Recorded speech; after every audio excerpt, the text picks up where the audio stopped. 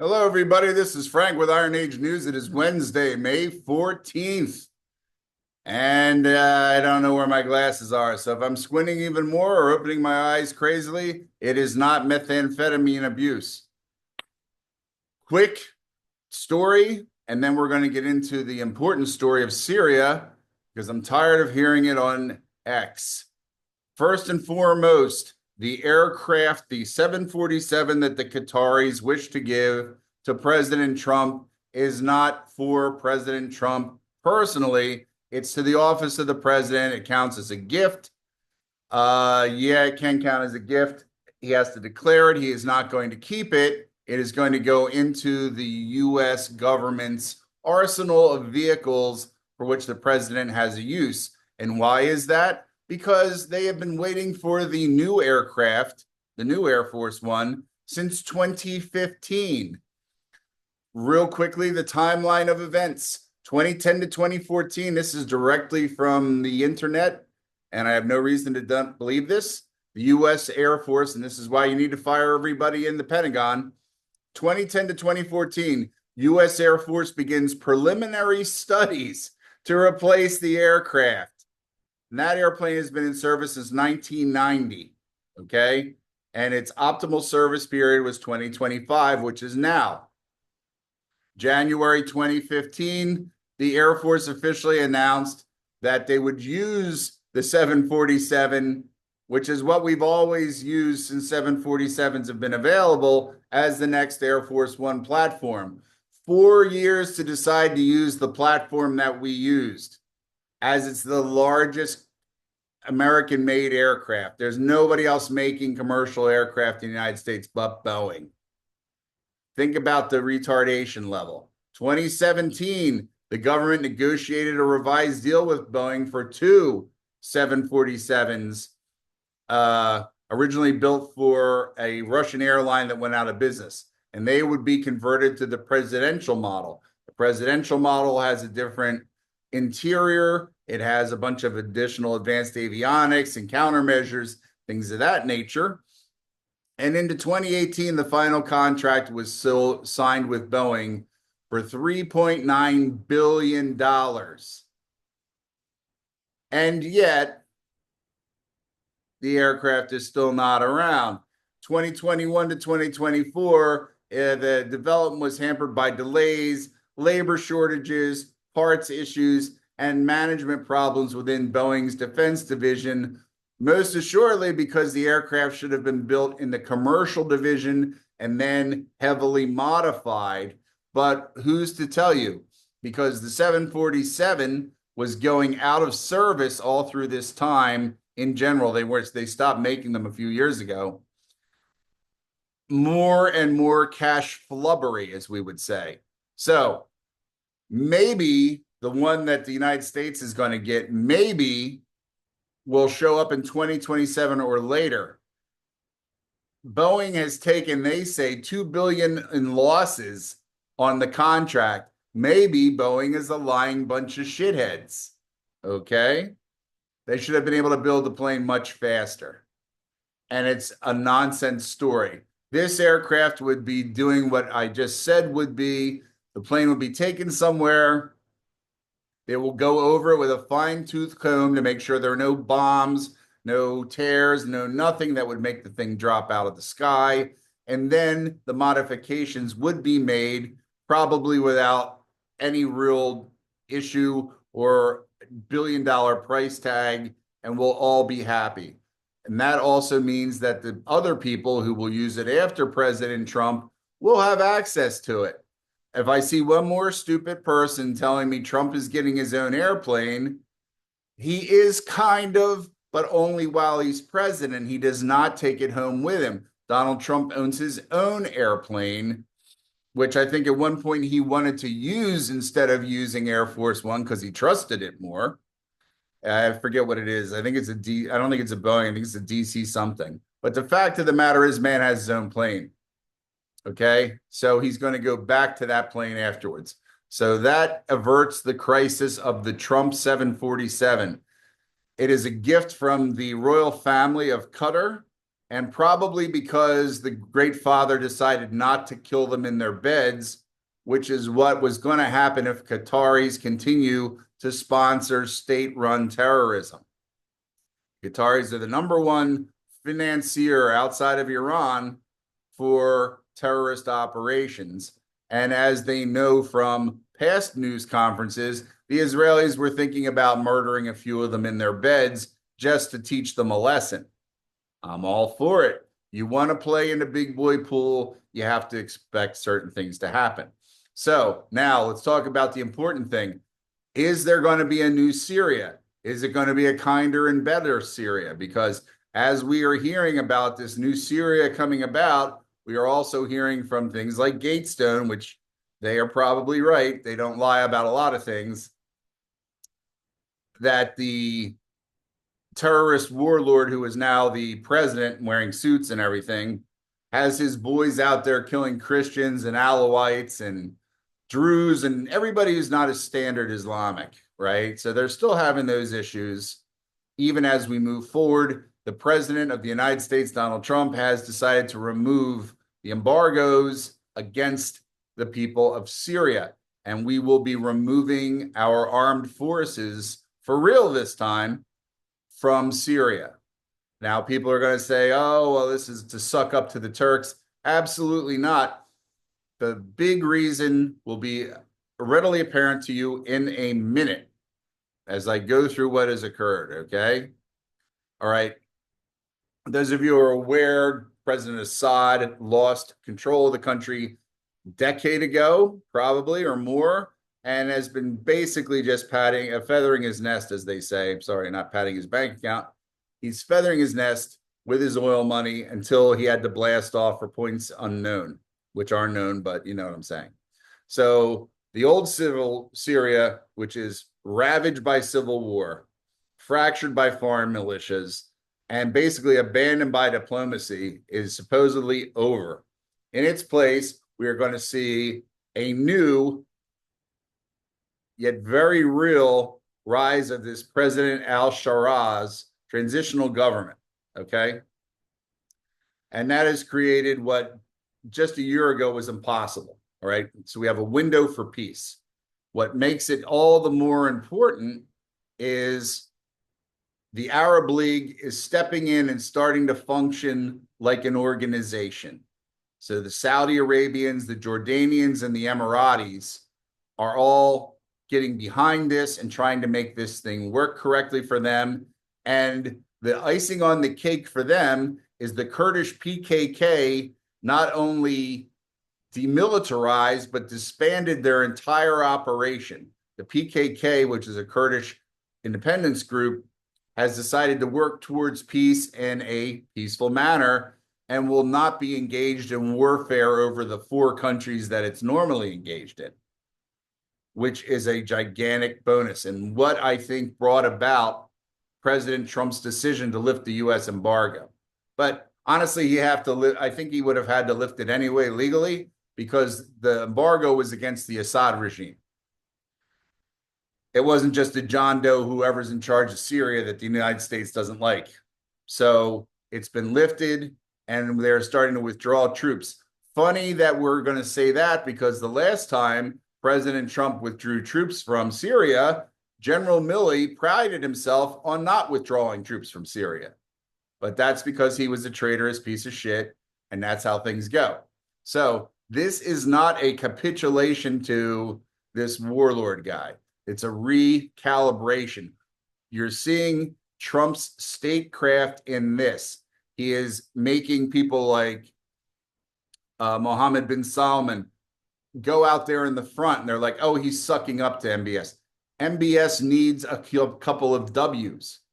You know, the Arab way of doing business is not our way of doing business, as I've explained the Arab warfare situation to you as best I can.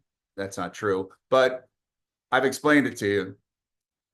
And bin Salman, as a ruler, also needs certain massaging to get him to the correct point.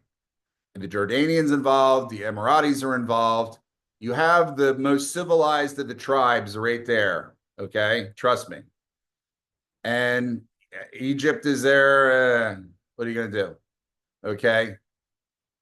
So all of them convene to discuss not what's going to happen as in to kick Syria more, but what can we do about the future? Assad's gone. What are we going to do about the Iranians in Turkey? Because once again, even though the Turks are theoretically Muslim, they have imperial ambitions. The Iranians are the Iranians. They're always going to be turd in the punch bowl. There's not much you can do with them either. So the Arab world begins orchestrating an idea of rebirth on Arab terms, which is what you have to do. Even though Assad was fairly Western in a Turkish way, I guess we could say, the country itself is not. And to try to force people into different things way outside of their cultural boundaries initially is going to be very hard. So, in Riyadh earlier this year, Arab diplomats, like I said, have got together. They did this, and the message that they were coming across with is stability depends on Arab stewardship, not endless American firepower, not on Turkish occupation, and certainly not on having a billion different militia groups out there doing stuff.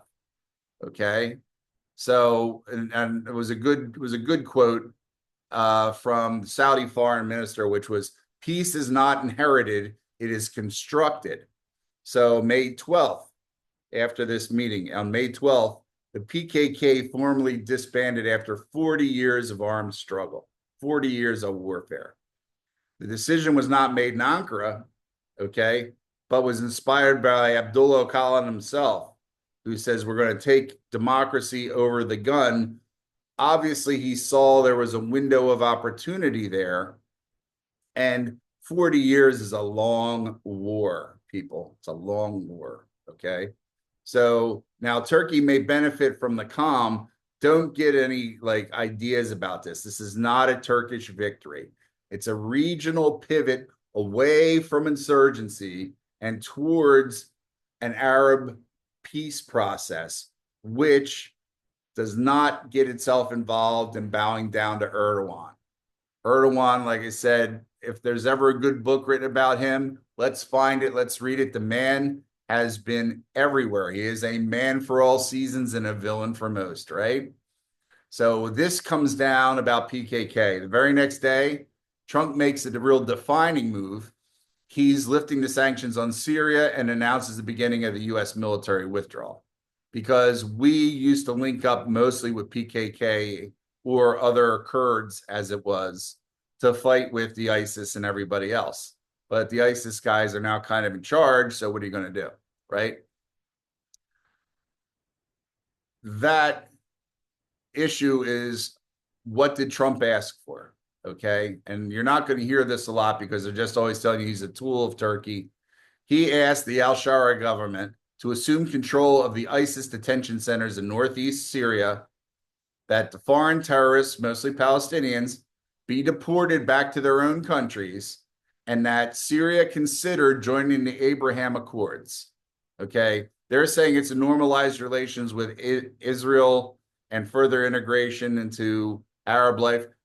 I'm starting to feel that the Abraham Accords is going to be very much a regional, like he'll say, the NATO of the Middle East. It's the NATO of the Middle East, but it's businesses and things like that. So Trump's obviously not going to walk away. He's letting his junior executives do the work, and he's keeping an eye on it. And at any moment, if he has to, he can go back in and put these embargoes back on and really mess things up. But as you know from embargoes and tariffs, what it does is it retards the growth of the other team. So having the embargo there, while it weakened everything, it also retarded the growth of the country of Syria. Now, if you want Syria to become a successful country, they have to have all their excuses taken away from them.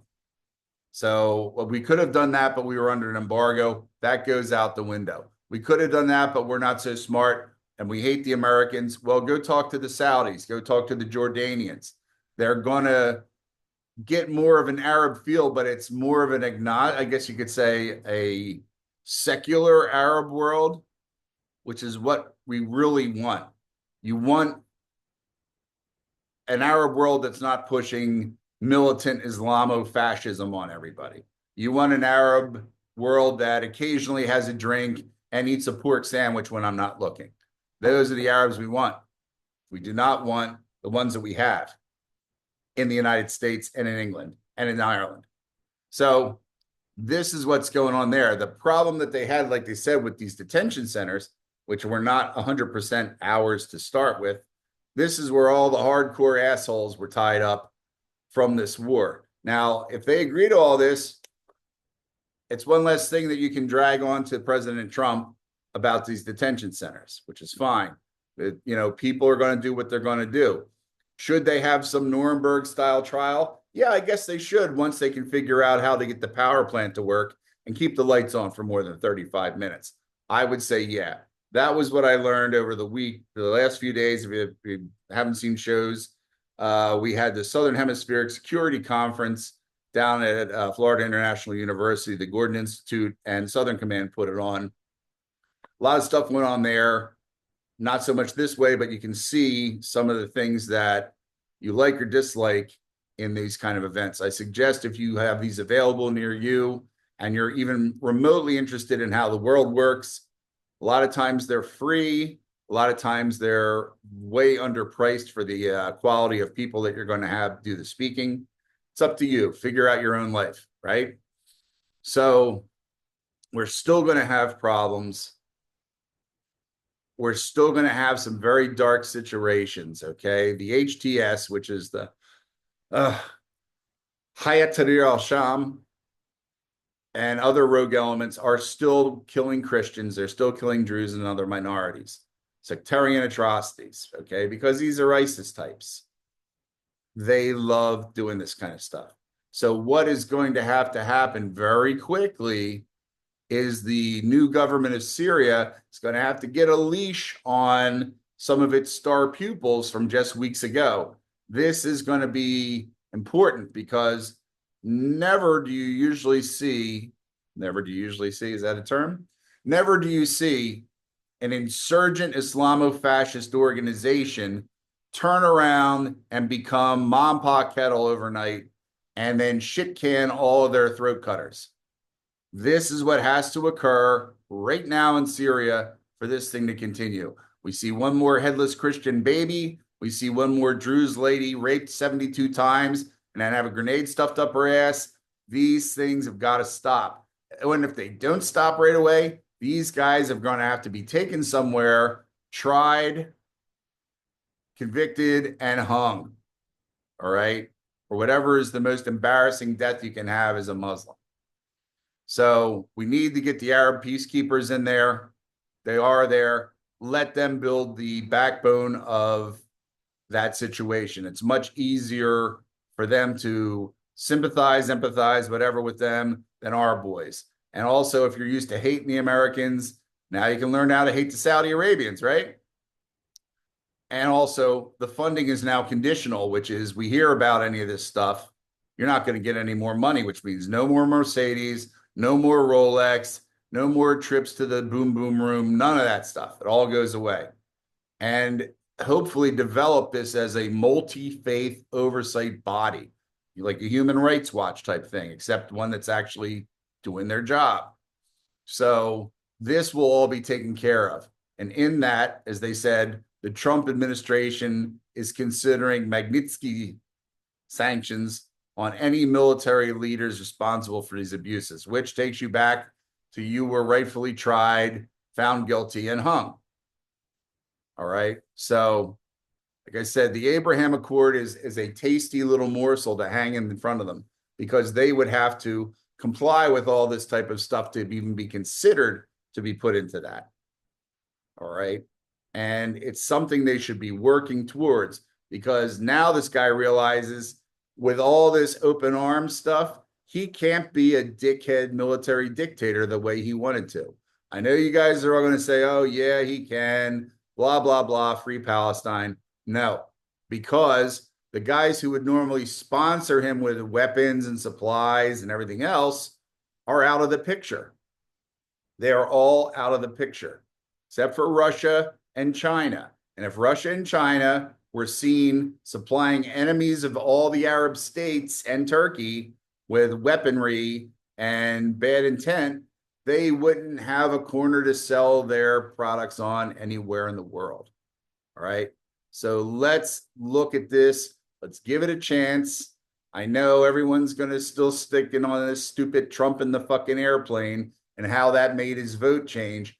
His vote was not changed by that airplane. His vote was changed by the PKK saying, we are not going to fight anymore. If your allies aren't going to fight, how can you go fight in their behalf? Or why would I go fight in their behalf? So that's all for now. Let's see how it works out. Otherwise, have a great day. It's a sunny Wednesday down here, and we'll see what happens later on. Goodbye.